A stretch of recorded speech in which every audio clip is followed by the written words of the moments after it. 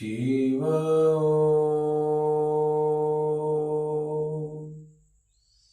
गुरु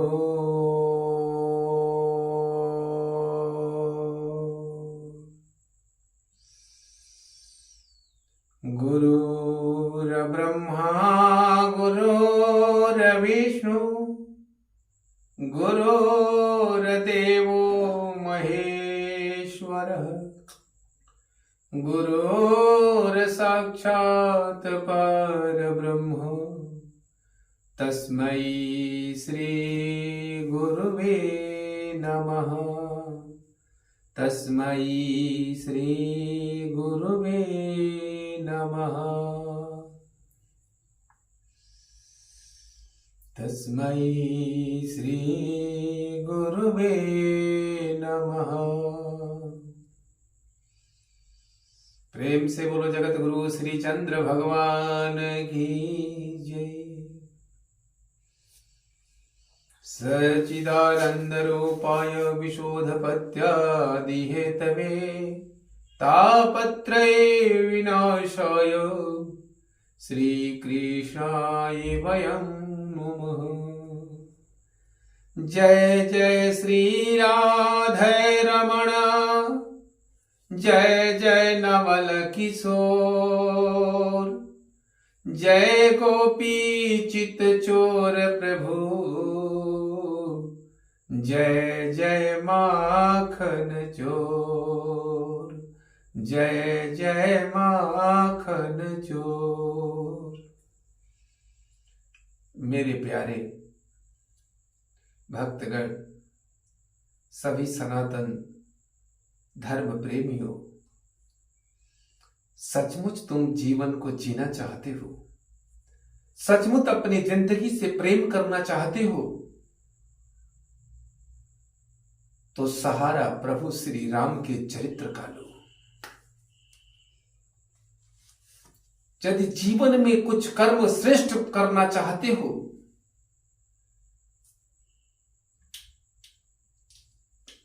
तो शरणागति प्रभु श्री कृष्ण का लो। यदि ब्रह्म ज्ञान को प्राप्त करना चाहते हो तो सत्य सनातन की सर्वश्रेष्ठ गुरु भगवान शिव का आश्रय करो।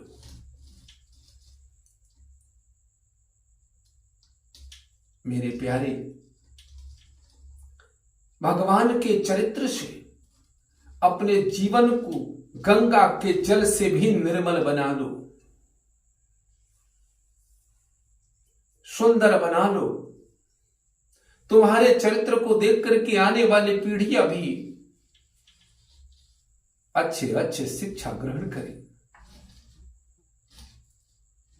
मेरे प्यारे, इसलिए मत अपना चरित्रवान बनो, इसलिए चरित्रवान मत बनो क्योंकि तुम्हारा जो है गुणगान हो, जसवान हो, कीर्तिमान हो, अपनी कीर्ति के लिए नहीं बल्कि आने वाले पीढ़ियों की शिक्षा देने के लिए तुम चरित्रवान बनो। अपने पितरों को सुख देने के लिए चरित्रवान बनो, अपने पितरों को आनंद देने के लिए चरित्रवान बनो, अपनी आने वाली पीढ़ियों, अपने देशवासियों के लिए चरित्र का उदाहरण बनो। जिसका जन्म हुआ है उसका मृत्यु निश्चित है, सभी जानते हैं। सभी जानते हैं कि जिसका जन्म हुआ है उसका मृत्यु निश्चित है, लेकिन उसके बाद भी हजारों गलतियां। क्यों क्यों क्यों हजारों गलतियां होती है? अपनी उन गलतियों पर अंकुश लगाओ प्यारे, अंकुश लगाओ। कभी कभी विचार करता है मनुष्य, गलती करता है कहां से? गलती उस जगह से गलती करता है जहां समझता है कि कोई देखता नहीं है। नहीं प्यारे, कोई ऐसा समय नहीं है, कोई ऐसी व्यवस्था नहीं है जब तुम अकेला रहते हो। एहसास करो, वेद के वाक्यों को याद करो, वेद की ऋचाओं को याद करो, गीता के ज्ञान को याद करो, रामचरितमानस के उन पाठों को याद करो, प्रभु चरित्र की कल्पना करो। कभी भी तुम अकेले नहीं हो। ये सृष्टि के हर अणु अणु, हर कण कण में परमात्मा विराजमान है, इसकी साक्षी है। हम में तुम में खड़क खांभ में, घट घट व्यापत राम, घट घट व्यापत राम। विद्वानों का मत है कि हर घट घट में परमात्मा का उपस्थिति है, इसमें कोई शक नहीं है। इसलिए तुम कभी भी अलग नहीं हो। परमात्मा सदैव तुम्हारे अंदर निवास करते हैं, तुम में निवास करते हैं, परमात्मा निवास करते हैं। भागवत भी इसको साबित करता है कि सत्य, चित और आनंद तीनों रूप से परमात्मा इस शरीर रूपी संसार में विराजमान है। सत रूप से मन में, चित रूप से यानी ज्ञान रूप से बुद्धि यानी मनीषा में, और आनंद रूप से अन्य श्वसन क्रिया प्राण में निवास करते हैं परमात्मा। सत रूप से प्रभु श्री राम मन के अंदर निवास करते हैं, चित रूप से ज्ञाना अवतार भगवान कपिल निवास करते हैं, और प्राण रूप से भगवान स्वयं परमात्मा कृष्ण उपस्थित रहते हैं। इसलिए तुम अकेले कभी नहीं हो, तुम कमजोर नहीं हो। कभी कभी कोई सोचता है बड़ा बहुत मैं कमजोर हूं। तुम कमजोर इसलिए हो कि तुम्हें अपना ज्ञान नहीं है, कमजोर इसलिए हो कि तुम्हारे सत्संग नहीं मिला है। जब तुम्हें सत्संग मिलेगा, जब तुम सत्संग में जाओगे, तुम संत के सानिध्य में जाओगे, तो तुम्हें ज्ञात होगा कि तुम अकेले नहीं हो।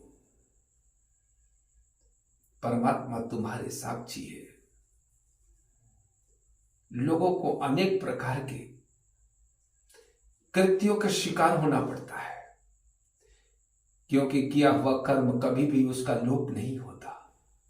कर्म का कभी भी लोप नहीं होता मेरे प्यारे, कभी भी लोप नहीं होता। इसीलिए कर्म वैसा करो जो सदैव अमर बन के तुम्हारे साथ, कीर्तिमान बन करके तुम्हारे साथ विराजमान रहे। प्रभु श्री राम कैसे सुबह सुबह उठ करके, उठते उठते ही अपने दोनों हाथों को देखते हुए और कहते थे कि मेरे हस्त रेखाओं में निवास करने वाले सारे देवी और सारे देवताओं में तुम्हें नमन करता हूं।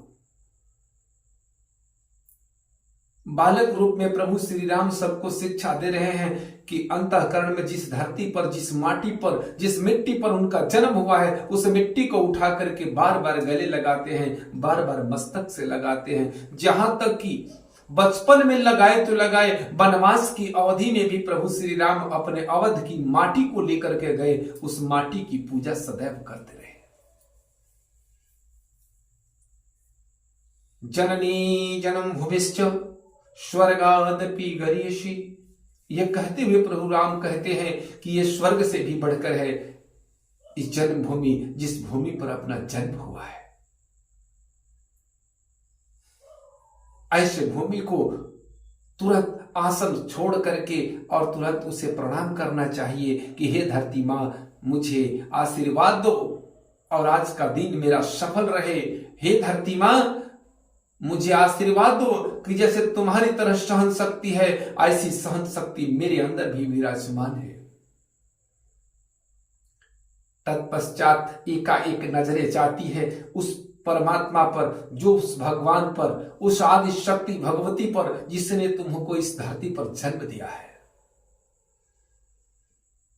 जाकर के अपने माता पिता को प्रणाम करो और प्रणाम करके एक से आदर्श का, एक से प्यार का, एक से संसार का और एक से जो है आध्यात्म का और एक से गुरु दरबार जाने का अनुमति प्रदान करो। तभी तो भगवान भी करते थे। प्रातः काल उठ गए रघुनाथ, मातु पिता गुरु नाम ही माथा, मातु पिता गुरु नाम ही माथा। अपने माता पिता के चरणों में प्रणाम करो। यदि माता पिता वह नहीं है तो अपने अंतःकरण में उनका ध्यान करो, ध्यान करके प्रणाम करो।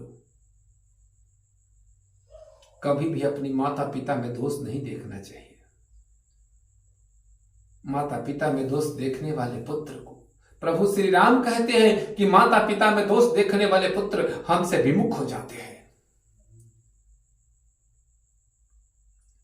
वनवास की अवधि में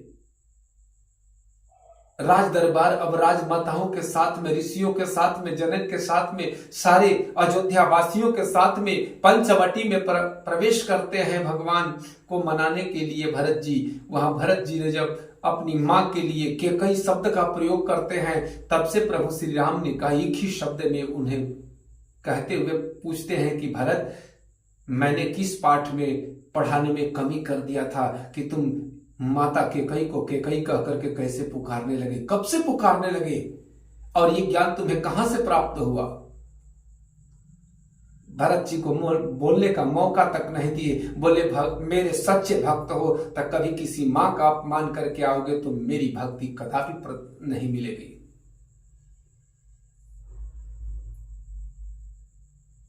प्रभु श्री राम ने बिना भेदभाव किए निषाद राजगुह को अपने गले लगाए, और वो भी बिना भेदभाव के निर्मल मन से प्रभु श्री राम के चरणों में सब कुछ समर्पण करके निषाद राजगुह उपस्थित हुआ। भरत जी ने तो उसमें भी 4 चांद लगा दिए।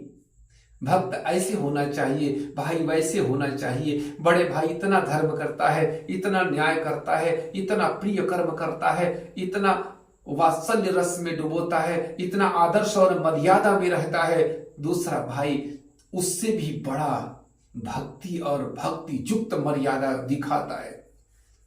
जब उन्हें पता चलता है कि श्रृंगवेरपुर का राजा निषाद राजगुह प्रभु श्री राम का मित्र है, उन्होंने कहा, ये तो मेरे भैया का मित्र है, तो ये वास्तव में मेरे भैया जैसा ही है, मेरे लिए तो वो भी प्रभु श्री राम जैसा है। और ऐसा करके उन्हें चरणों में नमन करने लगे, चरणों पर गिरने लगे।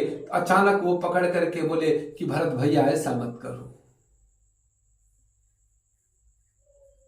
कुछ सीखना ही है तो अपने सच्चे जीवन को सीखना चाहते हो कि जीवन हमारा अच्छा चले, इस कलिकाल का प्रभाव कभी ना रहे, चाहते हो तो प्रभु श्री राम की आदर्श और मर्यादा को अपने जीवन में उतारने का प्रयत्न करो। प्रेम से बोलो आनंद कंद भगवान की जय, राजा रामचंद्र भगवान की जय। जय जय मनसा मैया की जय, जय दुर्गा मैया की जय।